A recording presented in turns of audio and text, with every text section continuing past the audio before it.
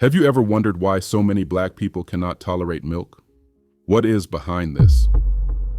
The truth is darker and more sinister than what so many people realize. Picture this: a black family gathered at the kitchen table.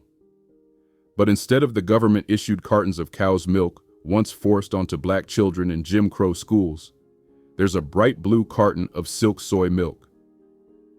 Glasses are filled with almond, oat, and lactose-free options. What was once humiliation has now become empowerment. Alternatives are everywhere, and they are more popular than ever. Yet beneath that carton of silk lies a darker story. The story of why black people were made to feel broken for rejecting milk in the first place, and how an accident in white European DNA was turned into a weapon of power and profit. It starts in Africa, thousands of years ago. Humans, like all mammals, were never meant to drink milk beyond infancy. Our bodies shut off lactase, the enzyme needed to digest lactose, by the time we're weaned. That was nature's blueprint. But then came a mutation, one that spread among certain herding groups in Northern Europe, a genetic accident that allowed adults to keep producing lactase. Overnight, milk went from poison to power. White Europeans carried this trait into the modern era, while the rest of the world, Africans, Asians, indigenous people, were left with the natural human condition: lactose intolerance. Yet it was Africans, especially African Americans, who got painted as defective. Let's be clear. This is not about weakness. It's about history, survival, and exploitation. When enslaved Africans were dragged to America, their genetic reality clashed with the dairy-heavy diets pushed by their enslavers. They weren't just chained in fields. They were forced to consume foods their bodies couldn't process. Imagine the silent suffering of stomach cramps, bloating, and malnutrition, on top of the daily hell of bondage. Nobody cared. Black pain was background noise. By the 20th century, milk became political. Advertisers and government nutrition boards plastered the slogan, "Milk does a body good," across classrooms and billboards. But whose body? Certainly not the black children who would run to the bathroom after lunchtime cartons. Medical studies quietly confirm the truth. Up to 80% of African Americans are lactose intolerant. Yet instead of tailoring public health guidelines, the system doubled down, treating whiteness as the norm and everyone else as defective. Once again, black people were told they didn't measure up, this time through biology itself. And here's the disturbing twist: corporations knew. They had the data. They knew that entire populations couldn't process lactose, but dairy profits were too sweet to give up. So instead of acknowledging genetic diversity, they pathologized it. Doctors told black patients they were sensitive, even weak. Teachers mocked black kids for leaving milk untouched in cafeterias. Meanwhile, the dairy industry raked in billions, turning a Northern European mutation into global policy. Think back to the Jim Crow South. Step into a segregated classroom in Mississippi, 1935. Government trucks pull up to the schoolhouse, dropping off crates of milk as part of the USDA's new school milk program. White policymakers touted it as a step toward better nutrition for all children, but all never really meant black. For black children, those cartons weren't nourishment, they were humiliation. They were forced to drink them, encouraged by teachers who labeled refusal as disrespect. And when the cramps hit, when kids had to bolt for the outhouse, it was seen as laziness or lack of discipline. White children finished their lunches comfortably, while black children were sick, embarrassed, and mocked. Milk wasn't just a drink, it was a silent weapon of segregation. It reinforced a message: the white child's body was the template, anything else was abnormal. To policymakers, if black children couldn't drink milk, the fault lay in them, not in the program. Their biology was twisted into another excuse to call them lesser. And then came the advertising machine. By the 1940s and 50s, the dairy industry faced declining demand. Americans were shifting to sodas, juices, and processed foods. That's when the industry doubled down on advertising, launching slogans like "Milk builds strong bones" and "Milk does a body good." These weren't just harmless jingles. They were propaganda campaigns backed by billions.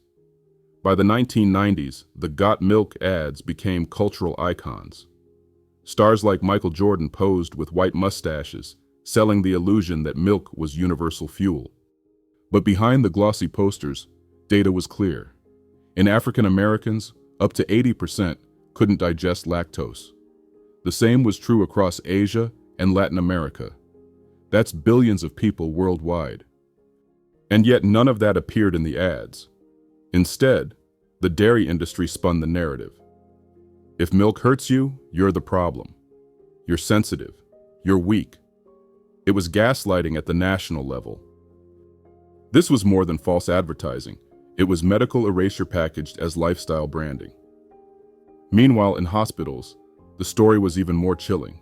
By the mid-20th century, medical journals were filled with reports of lactose malabsorption among Black patients. But the tone was disturbing. Instead of acknowledging it as a natural human condition, doctors implied it was a flaw. Some dismissed the symptoms as psychological. Others blamed poor diet or lack of hygiene. This pattern fits into a wider history of medical racism.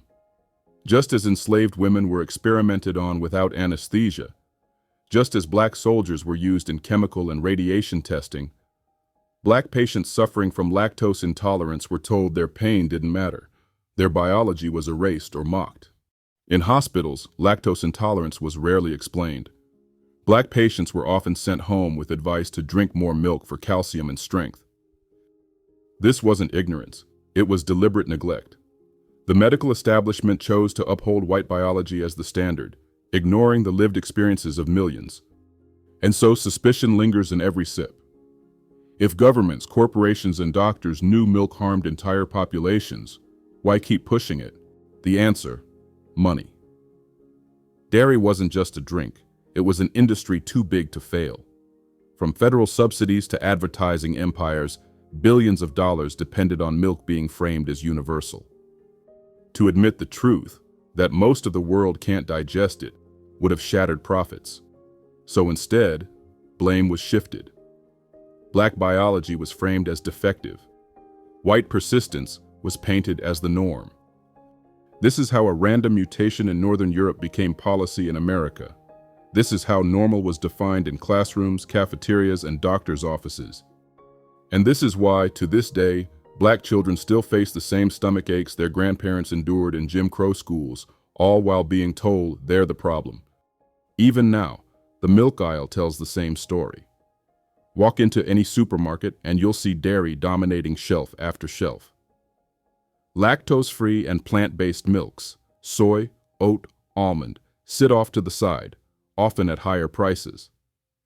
For many Black families, these are not just dietary preferences, they are survival tools, but they come with an economic cost.